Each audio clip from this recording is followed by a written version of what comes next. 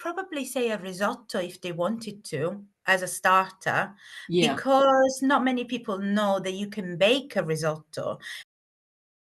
So it's one of those dishes that you can prepare it in an oven, in a Dutch oven on the stove, and then you pop the lid on, pop it in the oven, and after 20-25 minutes, it's ready.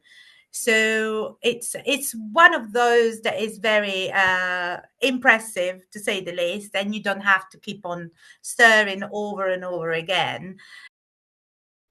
Welcome to the sixth episode of the 12 Days of Christmas Joy interview series.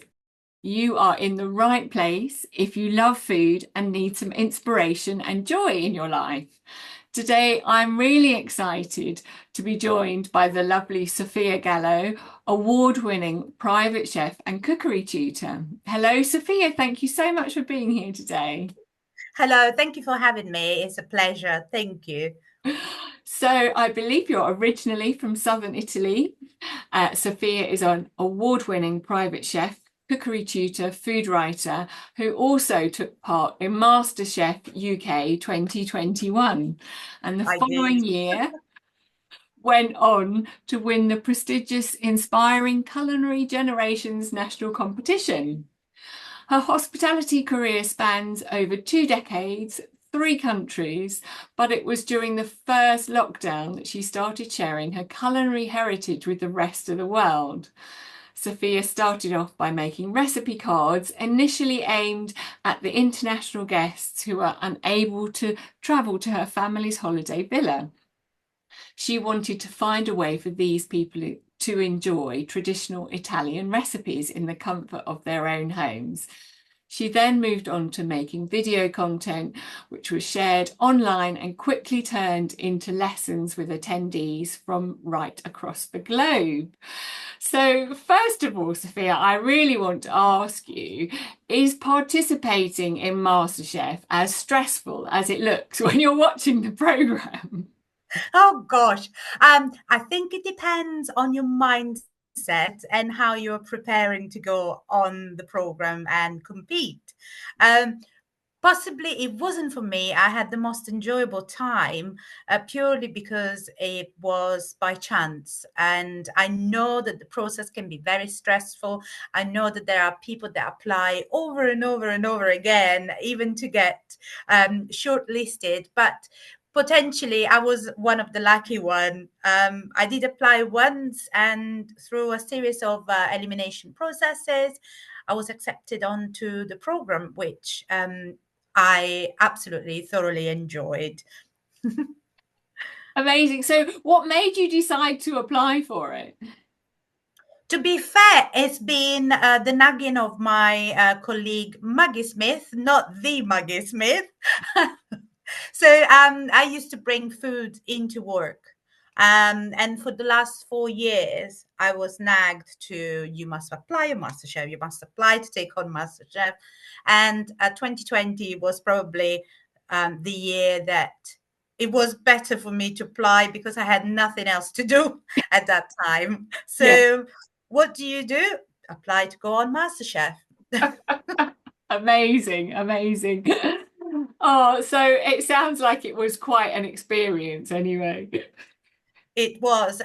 We recorded during lockdown. So one of the anecdotes that I will bring for me with me for a long time was the floor manager when we failed to keep the 6 foot distance between each other, and we had to do multiple takes of entering the kitchens.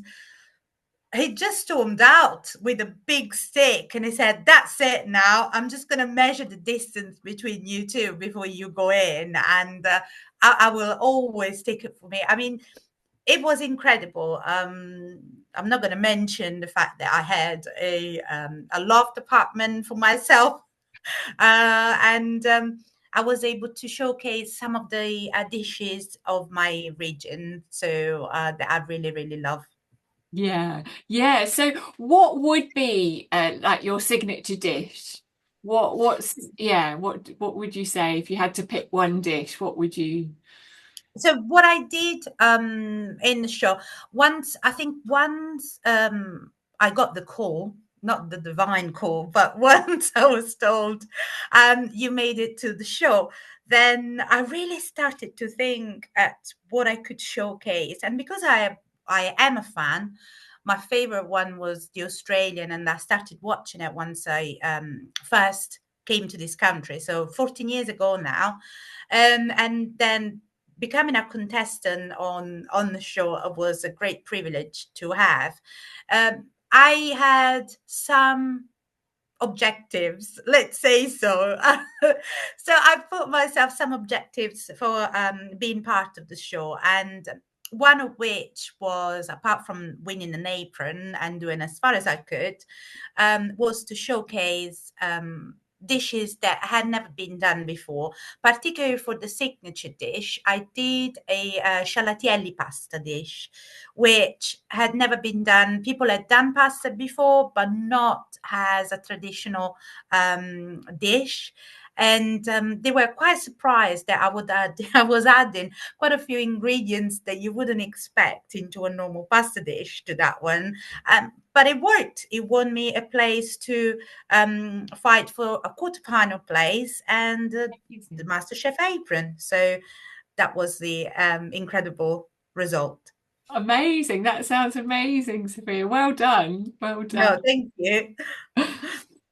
So I imagine that the kitchen is very much the heart of your home and the centre of your family life. Do you do much entertaining? I'm just thinking about with Christmas coming up, we all have friends and family around, and if you've got any top tips for us, how we could do our entertaining and but would take some of the stress out of it, maybe. Have you got any tips? Oh, I think pre-planning. So Right. just be sure on what you're going to prepare for your Christmas celebration.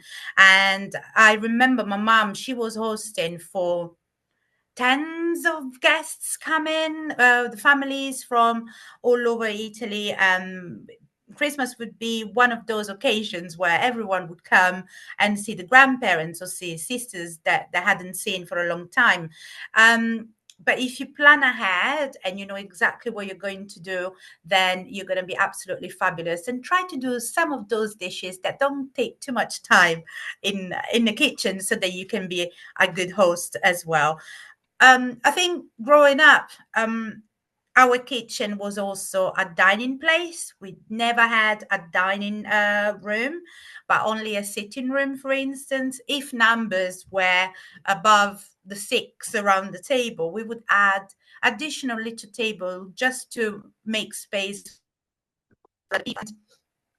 We would share the majority of the time in the kitchen, so that you host, you cook, and then you spend time with your guests, of course. But pre-planning, I Yeah. say. Yeah, that's nice. That sounds lovely though, because then you're with all of your guests at that time when they're there. Because I think it's a shame when if you're doing all the cooking somewhere else and all your guests are having a lovely time without you in a different room. Yes.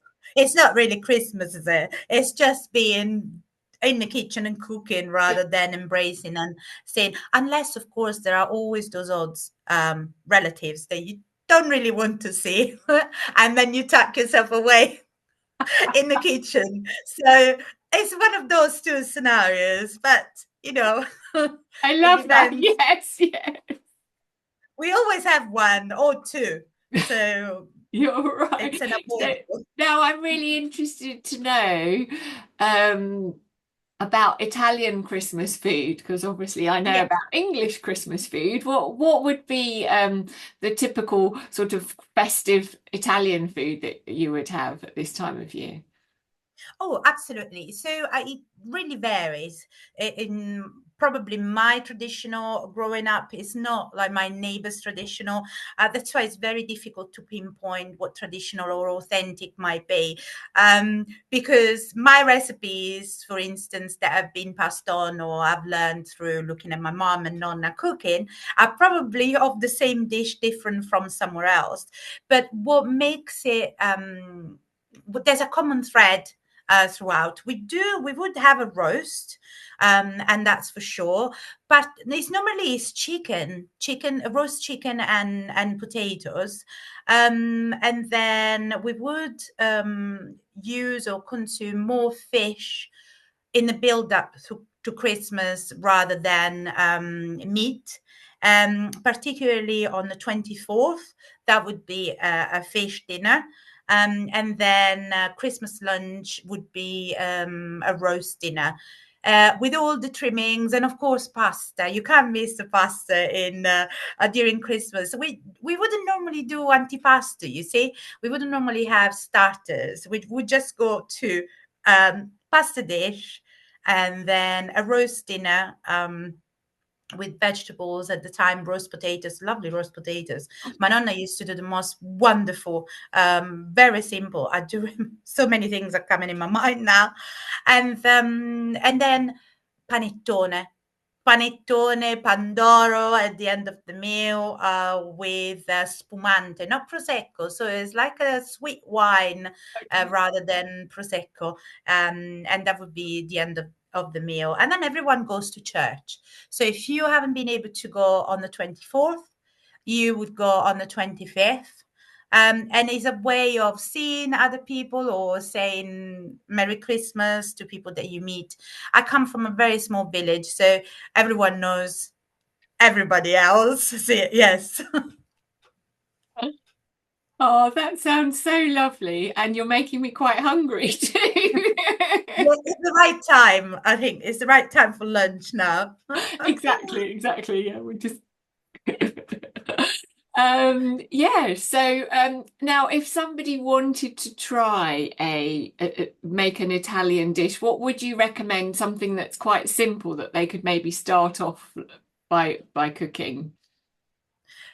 Okay, so let me see. I would probably say a risotto if they wanted to as a starter, Yeah. because not many people know that you can bake a risotto. So it's one of those dishes that you can prepare it in an oven, in a Dutch oven on the stove, and then you pop the lid on, pop it in the oven, and after 20-25 minutes, it's ready. So it's one of those that is very impressive to say the least, and you don't have to keep on stirring over and over again. Ah, Um, Definitely. So panettone, I wouldn't advise to make it in the house because it takes days oh, really? to make it. So just buy one. We don't make ours. We just go and buy one. That's for sure. And I'm sure everyone would know roast dinner. So roast dinner, anything that goes trimming wise, you can always prep them a couple of days before. Even your potatoes, just boil them the day before, ready to go Yeah, into the oven to roast that's a good last idea. minute. Yeah. I Yes. didn't know that you could make risotto in the oven. That's really good tip. Thank you. Oh no, you're very welcome. You actually can, instead of pouring all the time, just pour all your stock, lid on, and then bake it, and it's fantastic. Butternut squash now is in season, and adding a puree of butternut squash to that will give you exactly what is needed. Fabulous. That sounds delicious. So now if anybody wants to find out more information about you and maybe some of your cooking classes or your holiday villa, I'll put the link to your website underneath the video so that people can go and find you and all your lovely things that you do. Thank you very much. Thank you. Thank you so much for being here today, Sophia, and providing all this lovely food inspiration. Have a lovely Christmas. And you as well. Thank you for having me so much. Merry Christmas, everyone.